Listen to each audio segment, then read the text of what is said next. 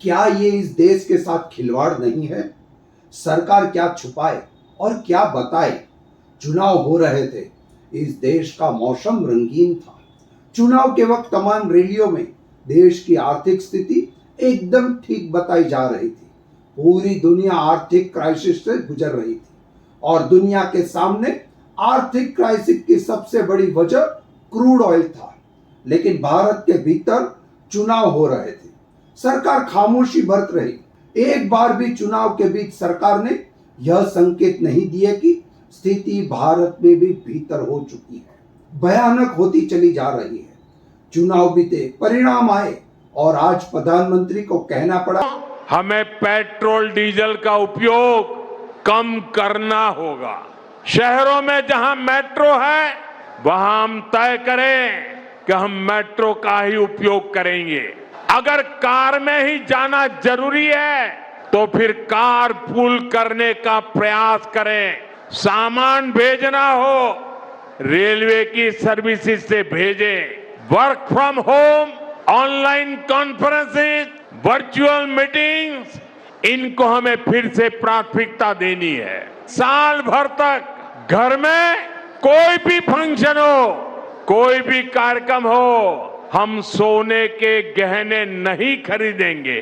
कम से कम एक साल के लिए हमें विदेशों में जाने की बातों को टालना चाहिए।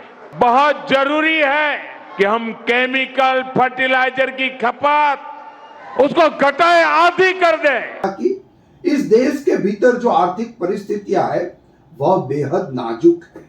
इलेक्शन के रिजल्ट आने के बाद उनको याद आया कि इस देश की इकोनॉमी की हालत बहुत खराब है और यह नाजुक स्थिति कोई सामान्य नहीं है। कोविड काल के दौर से भी कहीं ज्यादा भयानक है, क्योंकि दुनिया के सामने इस वक्त सबसे बड़ा संकट तेल को लेकर है, करेंसी को लेकर है, खाद्य पदार्थ को लेकर है, फर्टिलाइजर को लेकर है, फ्यूल को लेकर है। यानी आप जिस भी क्षेत्र को झांक लीजिए, परिस्थितियां इतनी नाजुक हो चली है कि आज खुले तौर पर प्रधानमंत्री को यह कहना पड़ा कि 1 बरस तक आप सोना भी मत खरीदिए। इस देश की इकोनॉमी डामाडोल है। कोई भी फंक्शन ऐसा ना कीजिए जिसमें पैसे बहुत खर्च हो रहे हो।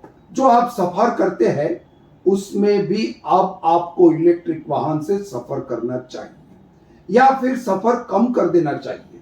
और जो लोग यात्राओं के लिए निकलते हैं, खास तौर से विदेशी यात्राओं के लिए, जो मिडिल क्लास गर्मियों की छुट्टी निकालते हैं, वह कम से कम 1 बरस तक नहीं निकले।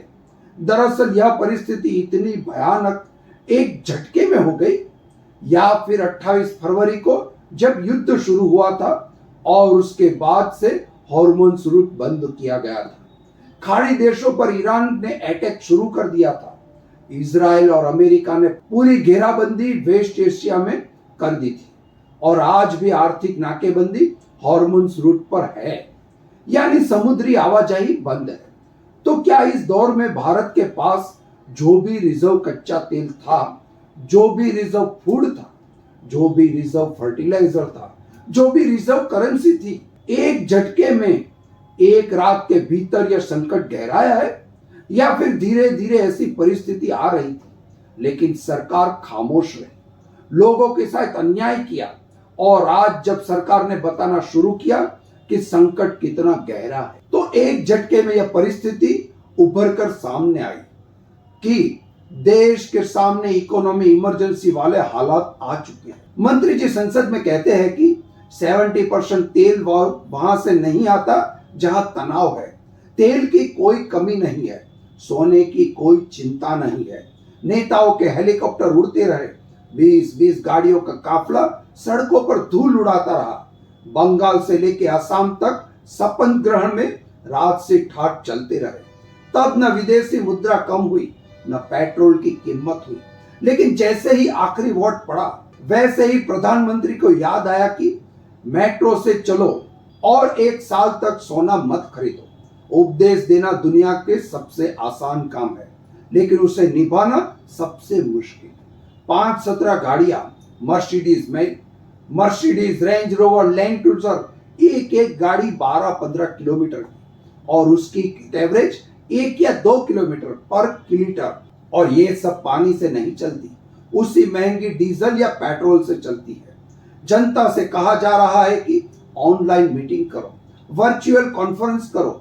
आज हमें कहा जा रहा है कि सोना मत खरीदो, क्योंकि विदेशी मुद्रा बचानी है। क्यों? क्योंकि हमारी विदेश नीति का जनाजा निकल चुका है। हमने अमेरिका के दबाव में रूस से सस्ता तेल लेना कम कर दिया। हमने ईरान से दोस्ती किनारे कर दी, चाबहार प्रोजेक्ट को धीमा कर दिया। नतीजा आज हमारे पास पेट्रोल डीजल कम है और चीन के पास तेल का भंडार है। उसने रूस और ईरान दोनों को साथ रखा और हम इजराइल करते रह गए। रुपया आज वेंटिलेटर पर है। पड़ोसी देशों पाकिस्तान, नेपाल, श्रीलंका की मुद्राएं इतनी नहीं गिर रही जितनी तेजी से हमारा रुपया 100 के आंकड़े की तरफ दौड़ रहा है। यह सिर्फ आर्थिक संकट नहीं है, यह एक साइकोलॉजिकल वॉरफेयर है। आपको मानसिक रूप से तैयार किया जा रहा है कि आने वाले दिनों में महंगाई की कमर और टूटेगी। जब तेल की अंतरराष्ट्रीय कीमत 60 रुपया प्रति डॉलर था, तब भी आपने 100 रुपये का पेट्रोल खरीदा है। अब जब कीमतें $110 प्रति बैरल है, तो बोझ आप पर ही आएगा। मंत्रियों के बच्चे विदेश में घूमेंगे, मंत्रियों के बच्चे वहां पर पढ़ेंगे, नेता करोड़ों की कारों में रोड शो करेंगे। और आपके लिए नसीहत है, बेटी की शादी है, सोना मत खरीदना। देश के लिए सोना मत खरीदना। ऑफिस जाना है, कार छोड़ो, मेट्रो पकड़ो। साहब चश्मा विदेशी है, घड़ी विदेशी है, कार विदेशी है, पेन तक विदेशी है, बस नसीहत देसी है। दोस्तों, ऐसी ही वीडियो के लिए हमारी चैनल को सब्सक्राइब करना ना भूलें, वीडियो को लाइक करें और हो सके इतने लोगों तक पहुंचाएं। जय भारत, जय हिंद।